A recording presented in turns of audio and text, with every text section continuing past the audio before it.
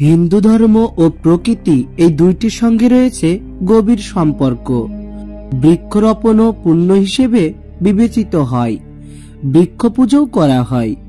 বৃক্ষ সহ প্রকৃতির সমস্ত উপাদানগুলির গুরুত্ব উল্লেখ করা হয়েছে বিভিন্ন ধর্মশাস্ত্রে। শাস্ত্রে এমন 10টি বৃক্ষ সম্পর্কে বলা হয়েছে যা সনাতন ধর্মে পেয়েছে বিশেষ স্থান। এই 10টি বৃক্ষের মধ্যে অন্যতম এবং পূজনীয় বৃক্ষ হচ্ছে বট বৃক্ষ। বট বৃক্ষ বা বটগাছ অশ্বত্থ বৃক্ষের পরে হিন্দু ধর্মে বট বৃক্ষেরও যথেষ্ট গুরুত্ব রয়েছে।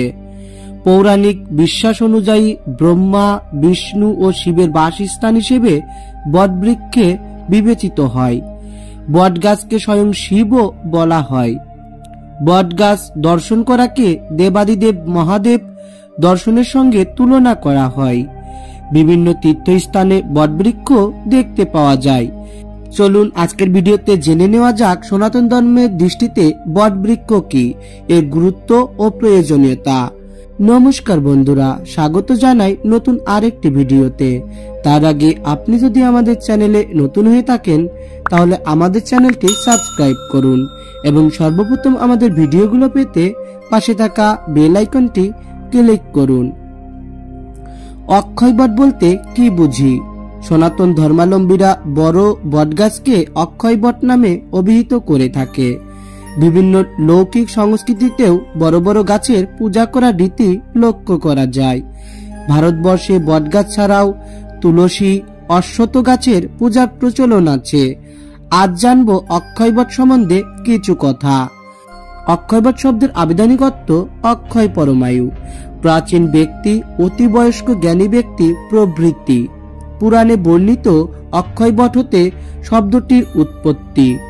প্রয়াগ, ভুবনেশ্বর, কামাখ্যা প্রভৃতি তীর্থস্থানে এক একটি বটগাছ আছে।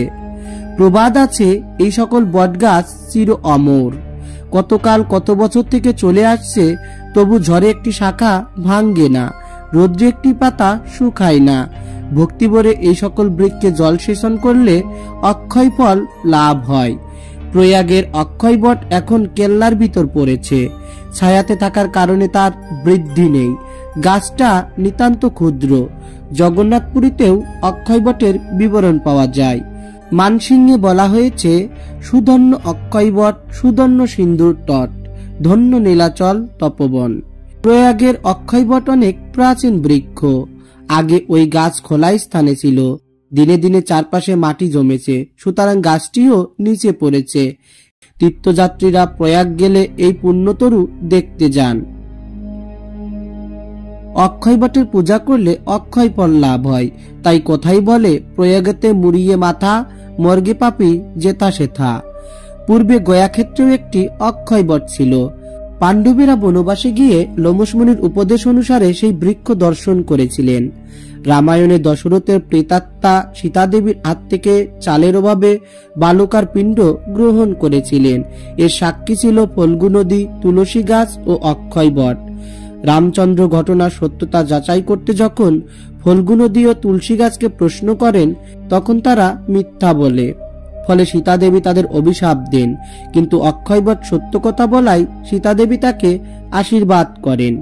কুরুক্ষেত্রের প্রাঙ্গণে ভগবান শ্রীকৃষ্ণ কর্তৃক অর্জুনকে গীতাদানের আজও সাক্ষী হয়ে আছে সেখানের অক্ষয় বট বৃক্ষ।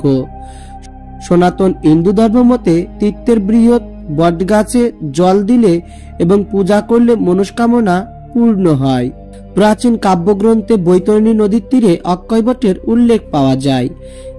বাংলাদেশের সীতাকুণ্ডে একটি অক্ষয় বট আছে। সীতাকুণ্ডের সর্ববৃহৎ ধর্মীয় অনুষ্ঠান শিব চতুর্দশী মেলায় নানা ধরনের ধর্মীয় আচার অনুষ্ঠানের সাথে অক্ষয় বটেরও পূজা করা হয়। বাংলাদেশের চট্টগ্রাম জেলা সীতাকুণ্ড উপজেলার ব্যাসকুণ্ডের পশ্চিম পারে এবং ভৈরব মন্দিরের পাশে একটি বিশাল বট বৃক্ষ রয়েছে। এটি ভক্তদের কাছে অক্ষয় বট নামে পরিচিত। পুরাণ মতে গয় ছিলেন একজন ধার্মিক রাজা। তার পিতার নাম ছিল অমৃত রয়। তিনি যজ্ঞ আহুতির অবশিষ্টাংশ আহার করে শতবর্ষ উপাসনা করেন। এতে ভারতবর্ষের 3 জন দেবতার মধ্যে অগ্রগণ্য অগ্নিদেব সন্তুষ্ট হয়ে তার প্রার্থনা মতে তাকে বেদ অধ্যয়ন করার অধিকার দেন। অগ্নির বরে ইনি পৃথিবীর ওপর আধিপত্য বিস্তারে সক্ষম হন।